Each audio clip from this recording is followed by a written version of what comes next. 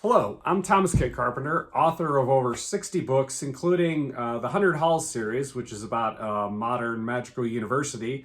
And today I wanted to start a series of videos kind of going behind the scenes on my books and how I arrived at them. Just like you might find on a TV show, writers or producers or actors talking about the program. Hopefully you find this interesting. So wanted to start with, how did the 100 Halls, which is my largest and most popular series, how did the 100 Halls begin? Going back, I started writing in about started writing back in college, but started really pursuing things professionally around 2010 when I first published my first novel. Really, things took off for me at the launch of the Alexandrian Saga, which is a historical alternate history mystery series. And that did really well, and it gave me a lot of hope that things were going to progress very quickly. My next series, I did historical fantasy. It's kind of a weird mashup called the Dashkova Memoirs about real life. Katerina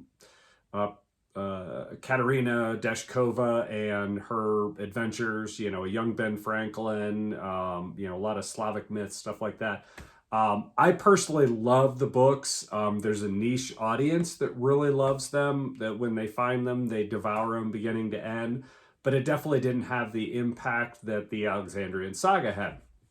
So I was a bit, I think, unsure of what to do after that. And, I was kind of at a crossroads. Do I go the historical route, mystery route, or do I stick with fantasy? And I think despite the historical, doing better, I really love fantasy and feel that's more of where, my wheelhouse is.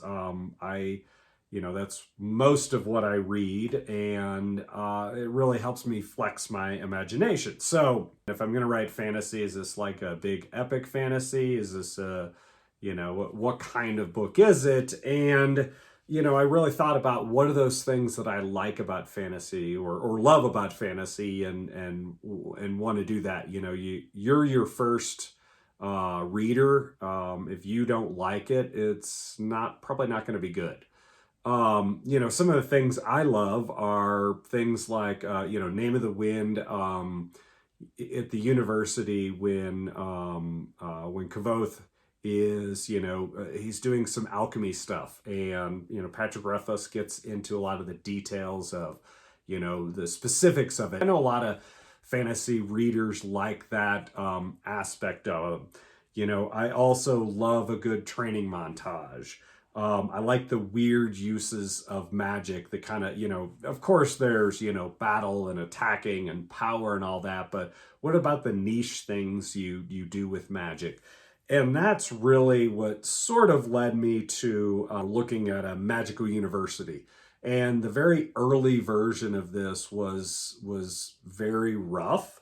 I think it was roughly like Hunger Games meets Harry Potter, and it was very gritty. It was kind of dark and wasn't as much fun.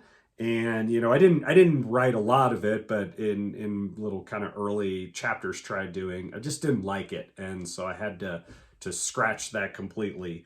From that, I really kind of got the genesis of, this is too narrow, like one school and things like that, and I wanted more flexibility.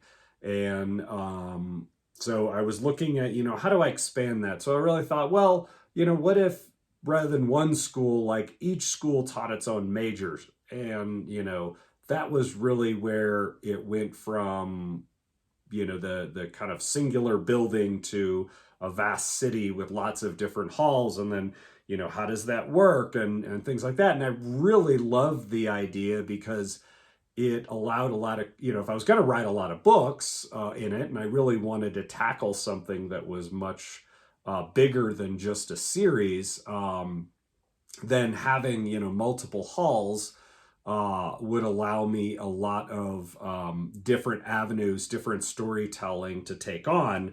And actually, Rachel, my wife, she said it's kind of like a spokes in a wheel. Like you can start at any point around the outside and all kind of leads you back to the center of this overall story. People have done, bigger universes like Terry Pratchett with Discworld or Sanderson with Cosmere.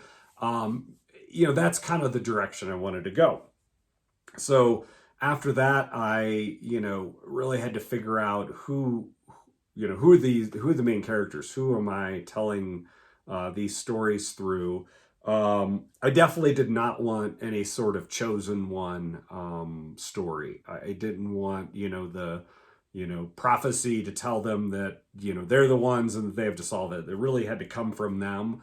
The other thing I really wanted is there to be found family.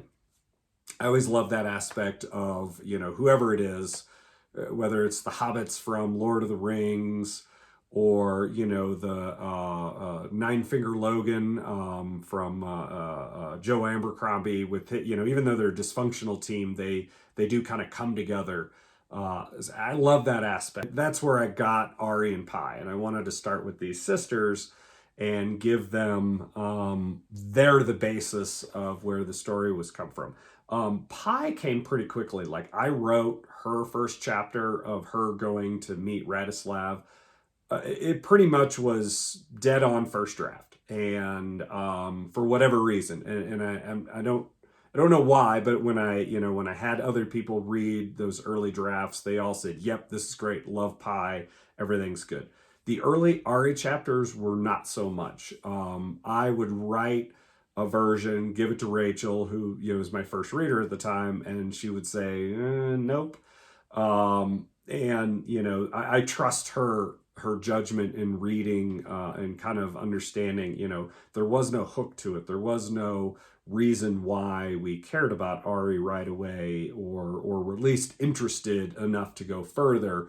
And I want to say it probably took me 7 or 8 or 9 tries before I got a version that she said, yes, that is it. And that was really her, starting in the hospital, struggles and frustrations for her, and also her caring for Mags at the time. So that was really what set that off. And I had, I knew the arc of the overall 5 books, but not a lot of the details at the time. But that there alone gave me, if I know the main characters and I know what their struggles are, it's pretty easy to tell that after that. That first book was going to be all about, the trials and, learning about the halls and, the struggles there and involved with their parents and everything like that. And then that overall story was going to arc into the whole theme of the halls themselves. The 100 halls were lacking their head patron, and nobody understood why. And that was really the genesis of all of that. And I think once I got that, the rest kind of happened naturally. The portal systems between the city and in other places. And I'll get to some of the other realms and the Maitri and Montajas and stuff like that in a later one. But for now, that's the genesis of the 100 Halls. It really came from what was the story I wanted to tell. As a writer, you can do infinite things.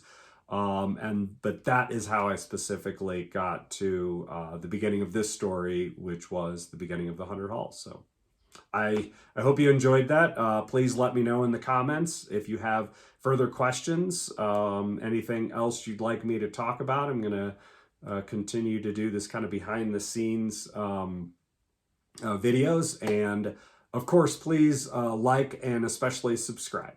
Thank you.